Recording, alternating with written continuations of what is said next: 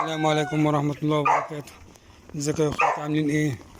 يا رب دايما تكونوا بخير كده، بصحة وسعادة ان شاء الله. النهارده اليوم 29، يعني بكرة ان شاء الله بالليل بعد الساعة 12 ان شاء الله هوزن. انا عارف في اوزان اصلا يعني باينة كده، في اوزان يعني مش قد كده، وفي اوزان بسم الله ما شاء الله كويسة. رأيكم يهمني برضه ان شاء الله، لو في اي تعديل او في اي حاجة قولوا لي. شكرا لكم.